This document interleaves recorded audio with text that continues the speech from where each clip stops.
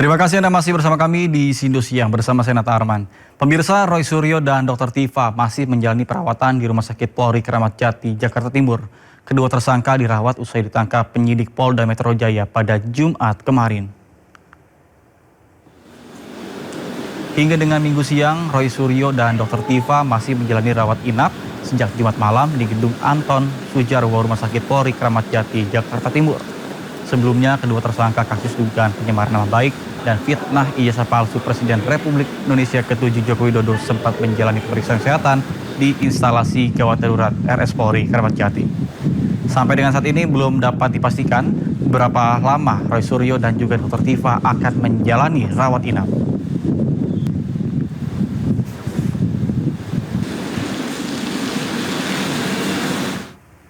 Sementara kuasa hukum Roy Suryo dan Tifauzia Tiasuma atau Dr. Tifa, Refli Harun mengatakan bahwa pihaknya masih mempertimbangkan penangguhan penahanan terhadap kedua kliennya.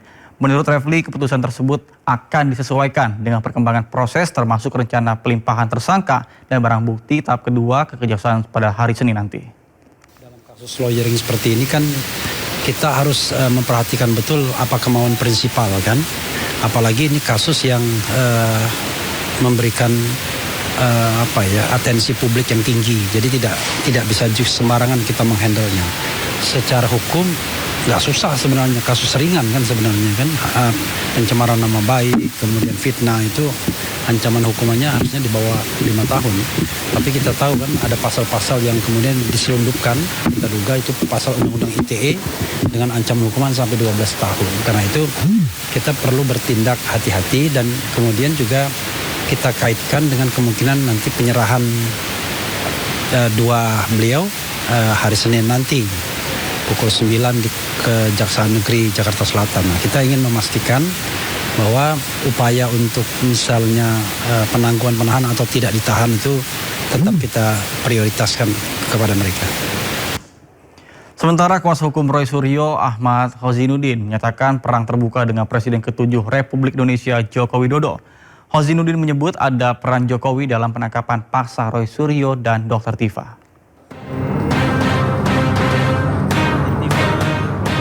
Perang terbuka secara hukum melawan saudara Joko Widodo. Allahu Akbar.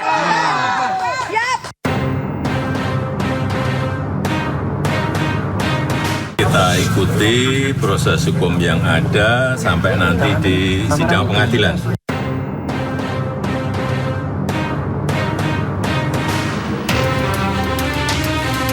Tak terima dua tersangka fitnah ijazah Jokowi Roy Suryo dan Tifauzia Tiasuma ditangkap polisi.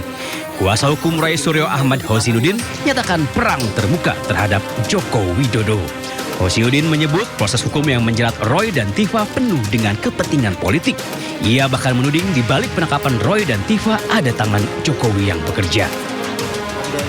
Saya sampaikan kepada saudara Joko Widodo. Saudara Joko Widodo puas sekarang saudara melihat anak bangsa warga negara Anda hari ini dijemput secara paksa. Apakah Anda cukup puas dengan peristiwa hari ini? Atau Anda justru kurang puas ingin Roy Suryo dan kawan-kawan ini ditahan semuanya?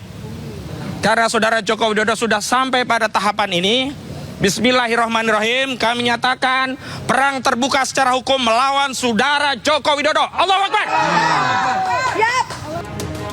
Sementara itu, setelah lawannya dijemput paksa penyidik Polda Metro Jaya, Jokowi menyebut menyerahkan sepenuhnya proses hukum kepada tim penyidik. Walaupun tidak pernah terbukti, namun kembali mantan wali kota Solo itu berjanji siap menunjukkan ijazah aslinya saat persidangan nanti. Kita ikuti proses hukum yang ada sampai nanti di sidang pengadilan. Jadi Pak Jokowi memastikan akan membawa ijazah aslinya ya ke persidangan. Iya, sesuai yang sudah saya sampaikan. Selain menuding Jokowi ada di balik penangkapan Roy dan Tifa, kubu Ray CS juga menuding aparat telah menyalahgunakan kekuasaan. Pasalnya, sebelumnya Roy dan Tifa belum pernah mendapatkan surat panggilan. Tim Liputan iNews melaporkan.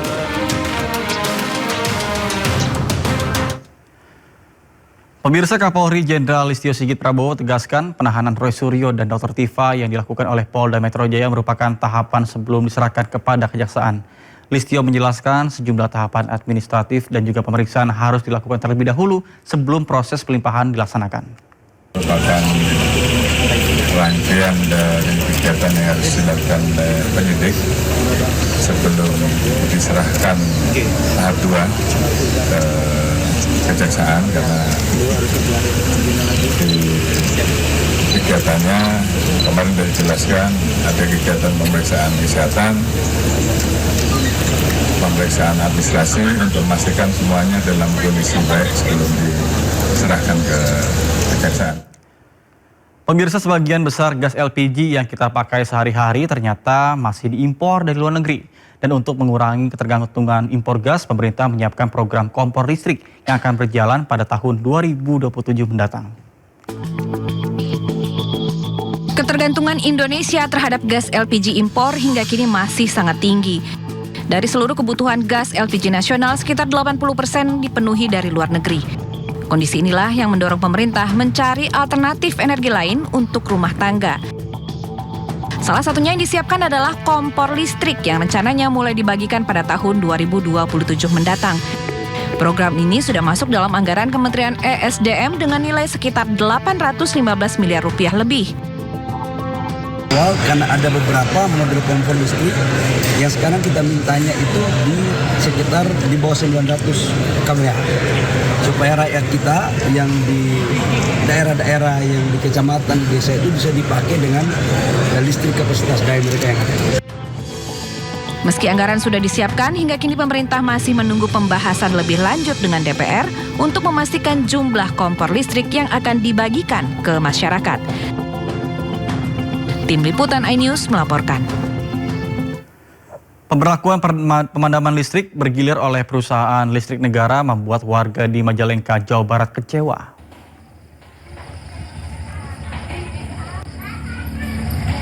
Pemadaman listrik yang terjadi pada Sabtu malam membuat warga di perumahan Grand Rahayu, Kelurahan Simperem, Cigasong harus memanfaatkan penerangan dari lampu sepeda motor. Menurut salah seorang warga, pemadaman listrik dilakukan tanpa adanya pemberitahuan, sehingga dapat merusak perangkat elektronik warga.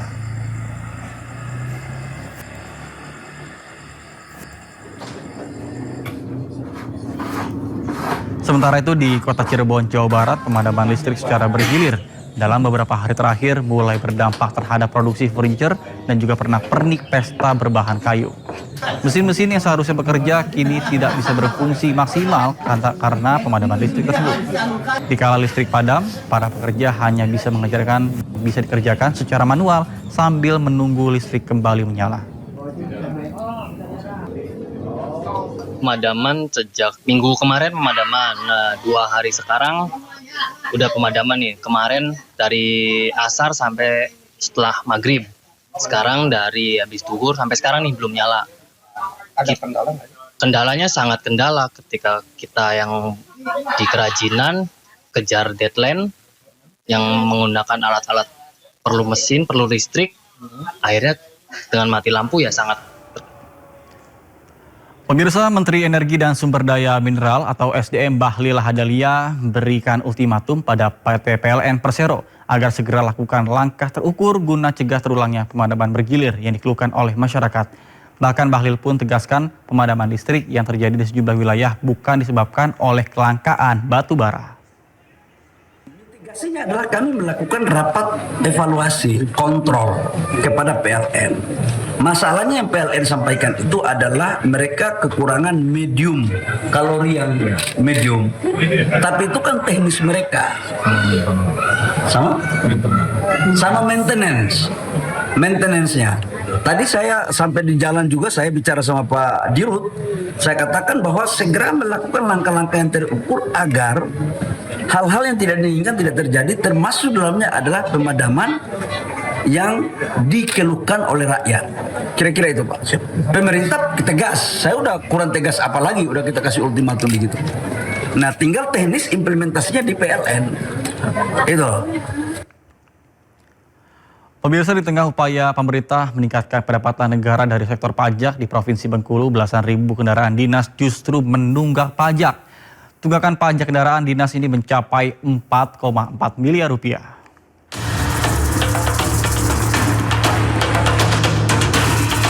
Hingga bulan Juni tahun ini, Badan Pendapatan Daerah Provinsi Bengkulu mencatat jumlah kendaraan dinas yang menunggak pajak mencapai 17.000 unit. Kendaraan tersebut terdiri dari kendaraan milik pemerintah provinsi, pemerintah kabupaten dan kota, hingga kendaraan operasional milik kementerian yang ada di wilayah Bengkulu. Dari total tersebut, nilai tunggakan pajak kendaraan dinas mencapai 4,4 miliar rupiah. Banyaknya kendaraan dinas yang menunggak pajak diduga karena kendaraan sudah tidak digunakan, namun belum dihapus dari data aset pemerintah. Mumpung kesempatan ini kan kesempatan bagi kendaraan dinas yang selama ini mungkin nunggak 10 tahun, 5 tahun ini kan ataupun 3 tahun, ini kan kita ada kesempatan pemutihan. Kita pemutihan silakan nanti Pemkab yang berada di 10 kabupaten kota untuk melaksanakan pembayaran tunggakan pajak yang memang saat ini kan terkait dengan pajak kendaraan. Sementara itu, pemerintah Provinsi Bengkulu menjadi instansi dengan jumlah tunggakan terbanyak, yaitu 4.000 unit kendaraan dengan nilai tunggakan sekitar 1 miliar rupiah. Dari Kota Bengkulu, Endro Dwirawan, iNews melaporkan. Informasi lainnya pemirsa, kawasan Jalan Haji Rasuna Said atau Kuningan kini tengah bersolek. Kawasan ini nantinya akan dibuat ramah pejalan kaki dengan trotoar yang lebih lebar dan juga cantik. Jelang hari ulang tahun Jakarta pada 22 Juni esok, kawasan Kuningan terus ditata. Para pekerja tampak sibuk mengerjakan perbaikan sarana di sejumlah sudut Kuningan. Bahkan tidak hanya trotoar, tetapi Kali Cideng dan juga jembatan penyeberangan orang atau JPO juga dipercantik. Aksen tanaman juga ditambah di beberapa titik untuk memanjakan mata saat warga melintas menuju selatan Jakarta maupun pusat kota. Rencananya wajah baru Kuningan akan diresmikan pada hari ulang tahun Jakarta ke-499 pada Selasa 22 Juni besok.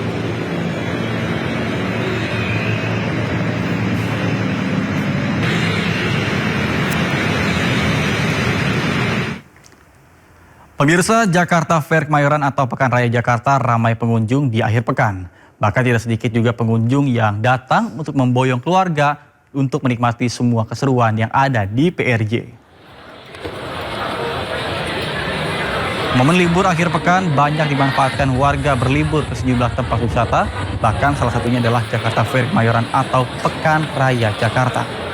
Salah satu ciri khas menarik adalah gelaran PRJ adalah banyaknya pengunjung yang menggendong tas makanan ringan berukuran jumbo.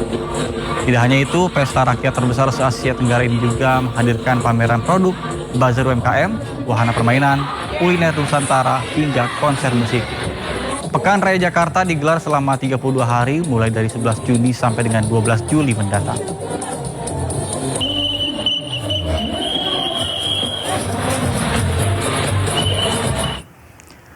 Pemirsa, untuk mengetahui situasi terkini di Pekan Raya Jakarta, ada rekan kami Kea Dela Rosa di J-Expo Kemayoran, Jakarta Pusat. Baik, selamat siang Kea. Seperti apa keramaian di PRJ saat ini? Silakan.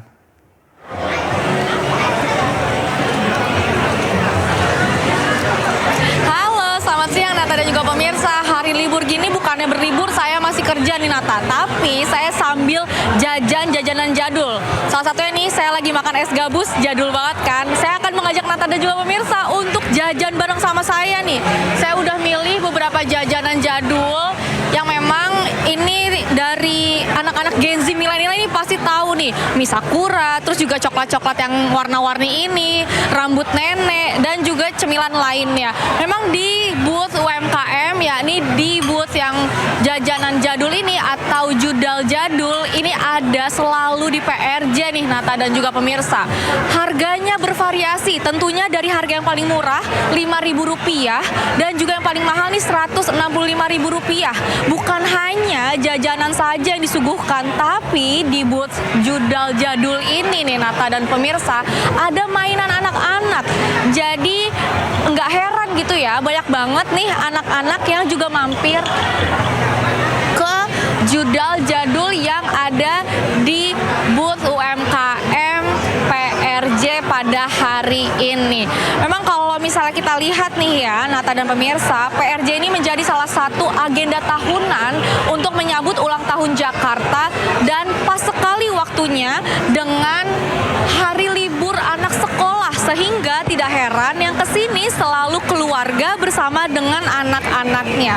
Nah, untuk pemirsa yang masih bingung weekend mau kemana, tenang saja, PRJ hadir sampai 12 Juli mendatang dan harga tiket masuknya juga murah, dari mulai Rp40.000 hingga Rp60.000.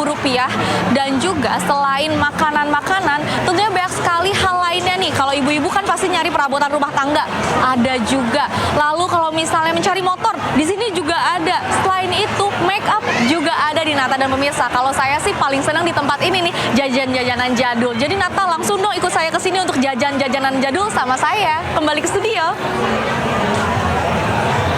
Baik, terima kasih Kea Dela Rosa atas informasinya dari kawasan PRJ Jakarta Pusat. Selamat bertugas kembali. Pemirsa, parade mobil hias meramaikan parade karnaval, maksud kami Jakarnaval 2026 di kawasan Pantai Lagun Ancol, Jakarta. Bahkan tidak hanya itu, ondel-ondel hingga tarian Jaga Jakarta Bersih dan pilah sampah menjadi daya tarik para wisatawan.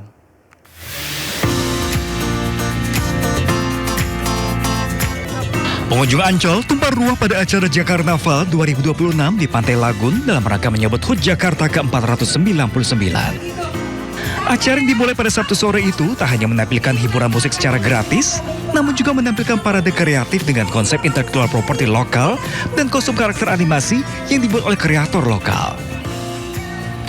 Acara juga menghadirkan parade ondel-ondel hingga tarian Jakarta Bersih dan pilah sampah. Kegiatan yang digelar oleh Dinas Pariwisata dan Ekonomi Kreatif Jakarta bersama PT Pembangunan Jaya Ancol itu menjadi bagian dari upaya merayakan keragaman budaya Jakarta sekaligus mendorong kesadaran masyarakat terhadap pelestarian budaya lokal. Dari Jakarta, Ismalia Rama Romadona, iNews melaporkan. Pemirsa, anggota DPRD DKI Jakarta dari Partai Perindo, Dina Mahyusin, bekerjasama dengan suku Dinas Sosial Jakarta Barat untuk menyalurkan bantuan kursi roda kepada warga yang membutuhkan di kawasan Rawabuaya, Jakarta Barat. Bantuan ini menjadi simbol hadirnya anggota DPRD dari Partai Perindo untuk masyarakat yang membutuhkan.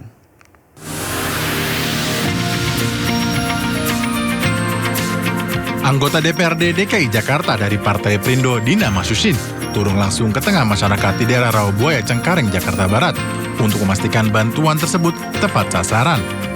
Sebanyak 8 unit kursi roda telah diserahkan kepada warga prioritas. Pemberian bantuan ini merupakan bentuk nyata sinergi antara pihak legislatif dan pemerintah daerah. Meski pengajuan bantuan cukup banyak, proses verifikasi dilakukan secara ketat akibat adanya efisiensi anggaran, sehingga bantuan diprioritaskan bagi warga yang benar-benar sangat membutuhkan. Ada beberapa cara.